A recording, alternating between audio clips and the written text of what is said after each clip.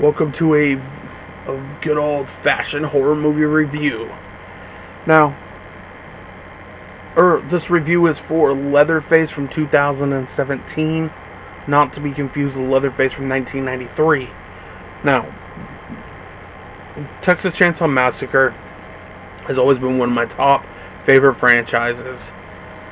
Now, there are some in this series that I don't care for. There was one that was just called straight up Texas Chainsaw Massacre that came out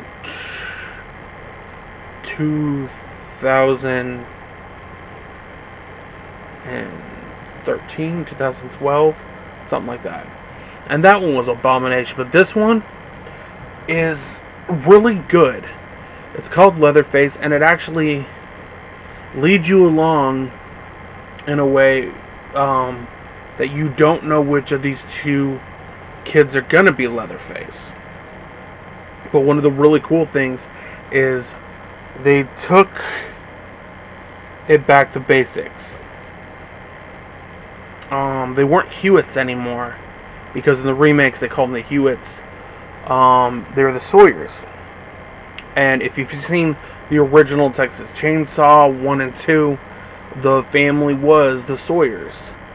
And there is elements of, there's Drayton Sawyer, who would be the dad, who cooked all the chili and everything. There's really cool psychological elements. Now, this is not your standard Texas Chainsaw, so it stands out. It's more of, it looks like it has some influence from the Devil's Rejects thrown in there. And you really, I like the way that they play with the emotions of characters. So you don't know which character is which.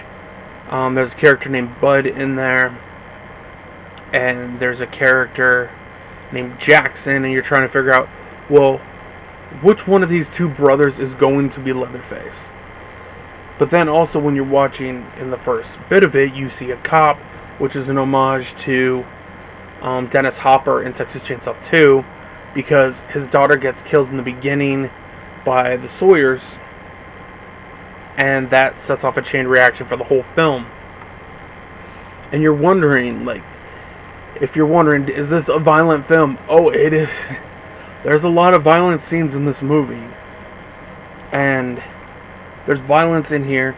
The directing is spot on. I really like the directing. The shots they use are really good. The way this film plays out is it's not your standard fare. And for anybody who's been watching, Texas Chainsaw came out in the 70s.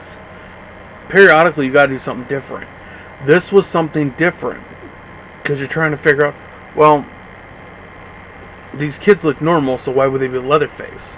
Well, spoiler alert, one of the kids who becomes Leatherface ends up getting in a car accident. It rips his face to fucking shreds when he gets shot, and then they have to stitch his face together, and they hold it together like with this weird belt buckle thing.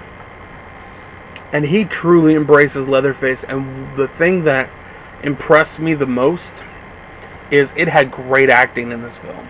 There was good acting by all the characters, and nobody camped it up. It wasn't phoned in.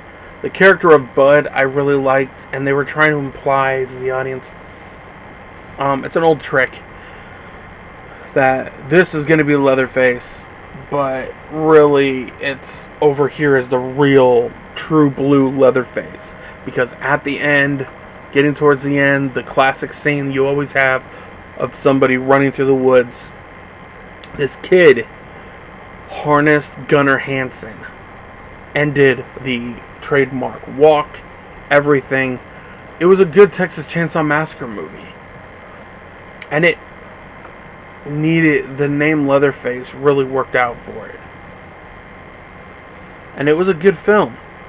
It had a good soundtrack, had a good story. It ended right where it needed to, and it didn't stay too long on different subjects. And that's what I really liked about it. It really gave the time for it to grow, and you developed these connections with characters. So I really liked it. I thought it was a good film. I think a lot more people should check out Leatherface. It came out last year. It's actually made by DirecTV. So I really think everybody should check it out. Leatherface from 2017.